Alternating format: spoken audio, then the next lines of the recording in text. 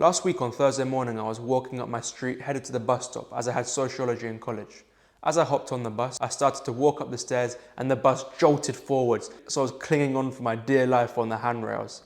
I walked upstairs, found a seat. There was those classic guys that sit in the back and stare at you, so I sat on the middle just by the window and opened my book so I could read it for a bit. I was highlighting some key words, looking out the window. Then I noticed my psychology teacher from last year. I noticed him sitting by himself by the window. He looked a little bit down. He was scrolling through his phone on Twitter, I think, as old people do. And he looked a bit like he needed cheering up. So I remember from last year, he always talked about how he had this dog competition. He had 5 dogs and he always took them to these races so they could show them off and take them through races. It was a little hobby he had basically. So then I said, hey Steve, his name was Steve, he was a psychology teacher. I was like, hey Steve, are you still doing those dog races you told me about last year? As soon as I said the dog races, his face lit up. I'm telling you, this guy looked so depressed before, but then his face lit up like I just switched something on in his brain. We started talking about his dog races. He showed me some photos. He had 5 dogs, 5 chickens, and some cats as well, so he was a proper animal guy. The bus journey was around 15 minutes, so there we were at the middle of the bus, chatting away about dogs and animals, and I was actually loving it. I was so lost in the conversation, I forgot everybody else was on the bus. There was still that one guy at the back of the bus staring at me. You know the guys I'm on about, right? As the bus stopped at college, Steve got off, I got off, we walked over to the campus, and I got to my sociology lesson. Before my sociology lesson, I was walking up the stairs. Then I said bye to Steve. He said, bye man, you have a lovely day. And he had the biggest smile on his face I'd ever seen. Now you may be listening to that thinking, oh, he just talked about his dogs. What's so significant about that? Let me explain. Firstly, I was on the bus and I was by myself. Steve was by himself as well, and he looked really sad. So I thought, what can I do to cheer this guy up, to make his day a bit better? And then I remembered he has a hobby, an interest, which is what I'm going to come on to in a minute. And his interest was dogs. So then I started to ask him questions about his interests. And like I said earlier, his face lit up. It's like I switched on a golden beam inside him.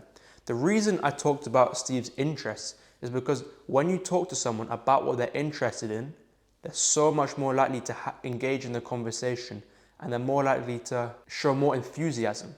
I don't know about you guys, but when I hear someone talk about something they genuinely love, it's so amazing. And when other people speak about their interests and you're listening to them, it makes them beam with pride, because no one ever really talks to them about their interests. Maybe their mum or dad does, but really it's like it's a golden light inside of you. It only comes on every now and then, but when it's switched on, which is what I did with Steve, it beams and it makes the other person feel great. That's why I saw the switch in his mood from a bit sad to really happy. And I wasn't really trying to get anything out of this conversation. All I wanted to do was cheer him up. But if you do want to get stuff out of conversations like this, becoming interested in the other person, so for example with Steve it was the dogs, they're more likely to do anything you want for them. But I just decided to keep it as a selfless act, as sometimes I think it's good to do that with no desired outcome.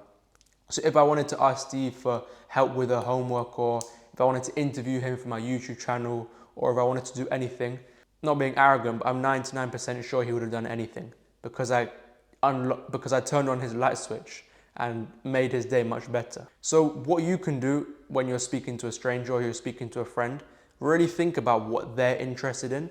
And I know you might be thinking, oh, but they're not going to talk about what I'm interested in. They're not going to do that. Brother, sometimes it's fine. Sometimes we just need to be a bit selfless, a bit less selfish, and let the conversation flow. I've had a conversation with this guy once about pirates. I did not have a fucking clue about pirates. I wasn't really interested in them. But as the guy started to talk about pirates, which was his hobby, his interest, I got so engaged and so catched on in the conversation because it was something he loved. Because when people talk about something they love, those conversations are banging. So something you guys can do today, in order to make the other person glow, in order to make them have a better day, think about what they're interested in. So if you see a girl, a cute girl, she might be reading a book on the bus or in the cafe.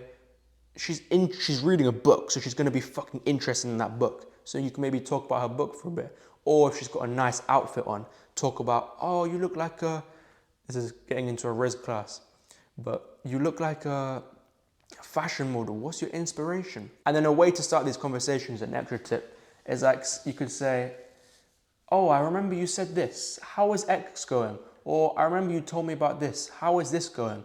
And then you can literally start that conversation, sit back, and they'll probably talk to you for about 10 minutes. I'm telling you, it's priceless. It's a selfless act. Make someone else's day better. Make your day better. And a bonus, if you want to get something out of the other person. This isn't in no manipulative way. But if you want to get something out of the other person, they're much more likely to do it because you listen to them and listen to them talk about dogs. That's all from me. Oh, yeah, that's all from me. I'm going to eat my jack of potatoes. By the way, I've got A-level revision at the moment, so it's just going to be quick storytelling, a bit of analysis videos, some valuable tips that I learned in my day-to-day life. I'll see you guys in the next one. Adios. Pow!